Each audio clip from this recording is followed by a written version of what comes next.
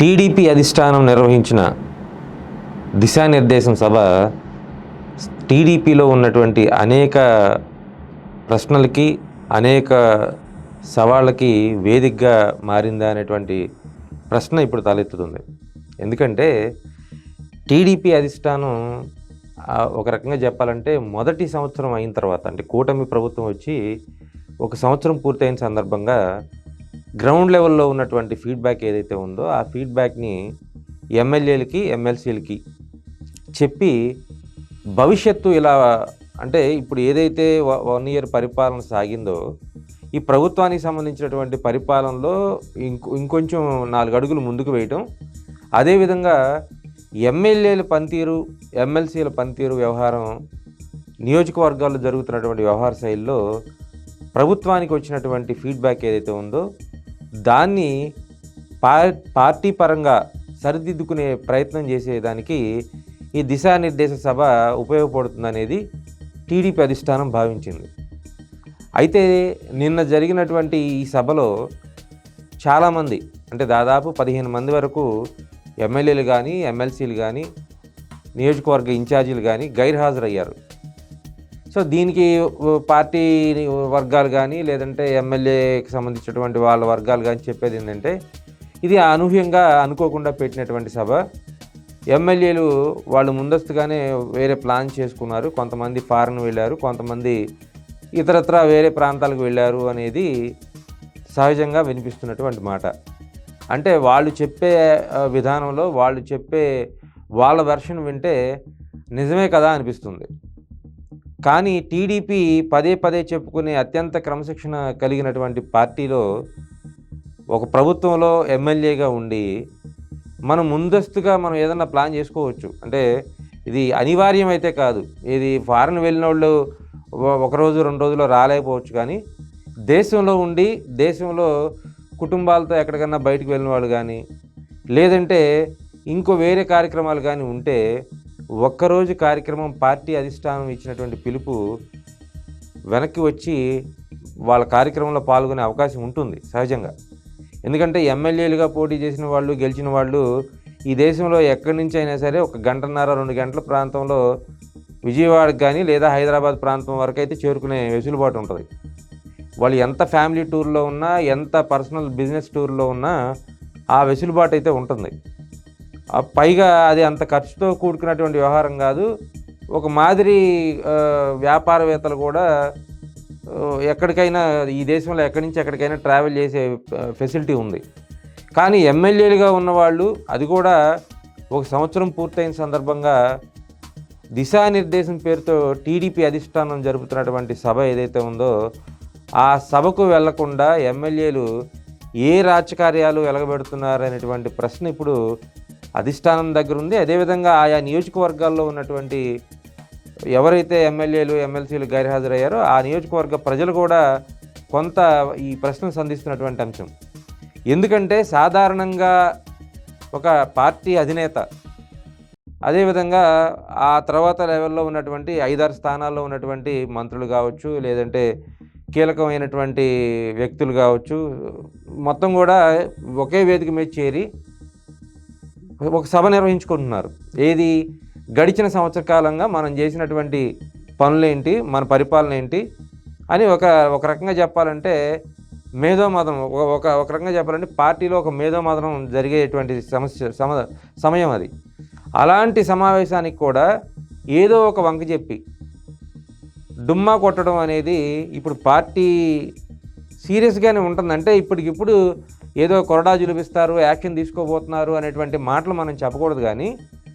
కానీ ఇంటర్నల్గా పార్టీ వర్గాల నుంచి వస్తున్నటువంటి ఫీడ్బ్యాక్ అయితే ఖచ్చితంగా ఎవరైతే క్రమశిక్షణ తప్పుతున్నారో, ఇప్పుడు ముందుగా ముఖ్యంగా చెప్పుకునేది ఏంటంటే సీనియర్లు ఒక రకంగా చెప్పాలంటే పార్టీ కమిట్మెంట్తో ఉంటున్నారు. వాళ్ళకి పార్టీ విధానాలంటే తెలుసు, పార్టీ ఏం చేయబోతుందనే తెలుసు. అదేవిధంగా పార్టీ ఒక గీత గీస్తే ఆ గీత దాటకూడదు అనేటువంటి విషయం కూడా తెలుసు. కానీ జూనియర్లు ఎవరైతే ఉన్నారో, అంటే అనుకోకుండా అనూహ్యంగా రాజకీయాల్లోకి వచ్చేసి వ్యాపారవేత్తలుగా చలామణి అయ్యి ఒక్కసారిగా ఎమ్మెల్యేలుగా పదవిలో కూర్చోవటం, ఇంతే కదా, ఇంత ఈజీ కదా పదవిలో అంటే ఏదైనా ఎమ్మెల్యే పదవి దక్కించుకోవాలంటే ఇంత ఈజీ కదా అనుకునే వాళ్ళు ఇప్పుడు ఆ పదవిని కేర్ చేసేటువంటి పరిస్థితి ఉండదు. కానీ నిజానికి ఒక ఎమ్మెల్యే అవ్వాలన్నా, ఒక ఎంపీ అవ్వాలన్నా రాజకీయంగా క్షేత్రస్థాయిలో ఎంతమంది వ్యక్తులను కలవాలి, ఎంతమంది ప్రజల్ని అంటే వాళ్ళు తమకు అనుకూలంగా మలుచుకోవాలనేది తెలియని అంశం కాదు. కానీ ఎందుకో కానీ ఇప్పుడు గడిచినటువంటి సంవత్సర కాలంగా ఎమ్మెల్యేల పనితీరు మీద సాక్షాత్తు టీడీపీ అధిష్టానమే అసంతృప్తి వ్యక్తం చేస్తుంది. అంటే ఇంకా క్షేత్రస్థాయిలో ప్రజలు కానీ, లేదంటే ఆ పార్టీకి సంబంధించినటువంటి కార్యకర్తలు కానీ ఇంకెంత అసహనంగా ఉన్నారు అనేది తెలుసుకోవచ్చు. ఎందుకంటే పార్టీలో ఇప్పుడు 134 మంది ఎమ్మెల్యేలు ఉన్నారు, ఒక 16 మంది ఎంపీలు ఉన్నారు. వాళ్ళ లెక్కేసుకున్నా వీళ్ళ లెక్కేసుకున్నా 175 మంది టీడీపీ నియోజకవర్గాలకు సంబంధించి ఇన్ఛార్జీలు కానీ ఎమ్మెల్యేలు కానీ ఉంటారు.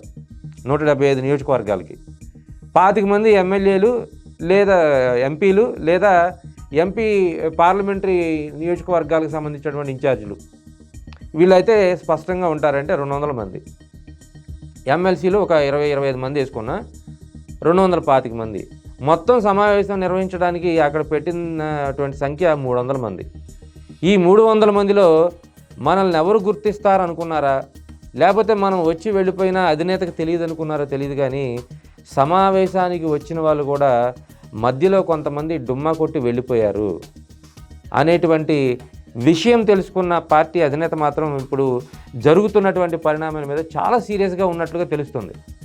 ఎందుకంటే రాష్ట్రానికి సంబంధించినటువంటి పరిపాలన మొత్తం కూడా ఒక పూట పక్కన పెట్టి పార్టీకి సంబంధించినటువంటి అంశం మీద దృష్టి పెట్టాలనే ఆలోచనతో సాక్షాత్తు ఒక ముఖ్యమంత్రి, అదేవిధంగా పార్టీ జాతీయ అధినేత చంద్రబాబు, అదేవిధంగా ఆ తర్వాత క్యాడర్లో ఉన్న వాళ్ళంతా కూడా పనులు మానుకొని ఒక సమావేశం ఏర్పాటు చేస్తే, అంత కీలకమైనటువంటి సమావేశానికి రాకుండా కొంతమంది తప్పించుకొని వెళ్ళిపోతే, మరి కొంతమంది వచ్చి మనల్ని పట్టించుకుంటారంటే మన సంతకాలు మనం చేశాం కదా అని ఇక్కడి నుంచి చల్లగా జారుకున్నటువంటి వాళ్ళ డేటా కూడా ఇప్పుడు పార్టీ వర్గాల్లో సర్కిల్ ఏదైతే ఉందో అవి సర్క్యులేట్ అవుతూ ఉంది. అయితే ఇది కీలకమైనటువంటి అంశం. ఎందుకంటే ఇప్పుడే ప్రతిపక్షానికి ఈ రకమైనటువంటి అస్త్రాలు అధికార పార్టీ ఇస్తే అది భవిష్యత్తు మీద తీవ్రమైనటువంటి ప్రభావం చూపిస్తుంది.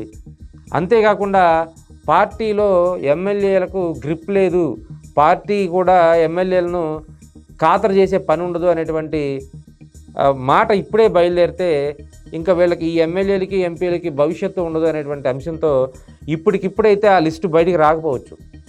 కానీ జరుగుతున్నటువంటి పరిణామాలు మొత్తం కూడా పార్టీ అధినేతగా అంటే ముఖ్యమంత్రిగా కొన్ని అంశాలు బయటకు చెప్పొచ్చు, చెప్పకపోవచ్చు, అవన్నీ వేరే సంగతి. కానీ పార్టీ అధినేతగా ఉన్నటువంటి చంద్రబాబు ఈ విషయం మీద చాలా సీరియస్గా ఉండబోతూ ఉన్నారు భవిష్యత్తులో. ఎందుకంటే ఇప్పుడే ఒక సంవత్సర కాలంలోపే ఎమ్మెల్యేలకు, కొంతమంది ఎమ్మెల్సీలకు ఈ రకమైనటువంటి నిర్లక్ష్యం కానీ వస్తే భవిష్యత్తు ఇంకెలా ఉండబోతుంది. వీళ్ళంతా ఇప్పుడు అంటే పార్టీ బలంతో వచ్చినటువంటి వేవ్తో కూటమి ఎమ్మెల్యేలుగా వీళ్ళంతా కూడా విజయం సాధించారు. ఆ ఒక్క విషయాన్ని మర్చిపోయి ఇదంతా తమ సొంత బలం అని, మనం లేకపోయినా ఉన్న నియోజకవర్గంలో మనకు తిరుగులేదని ముందుగానే వీళ్ళంతా కూడా ఇష్టారాజ్యంగా వ్యవహారం చేస్తున్నటువంటి పరిస్థితి. అదేవిధంగా అనేక అవినీతి ఆరోపణలు ఎమ్మెల్యేల మీద వస్తున్నటువంటి పరిస్థితి. వీటన్నిటి మీద కూడా టీడీపీ అధిష్టానం కసరత్తు చేసి వీళ్ళందరి మీద కూడా చర్యలు తీసుకునే రోజులు దగ్గరలోనే ఉన్నాయనేది పార్టీ వర్గాలు చెప్తున్నటువంటి మాట.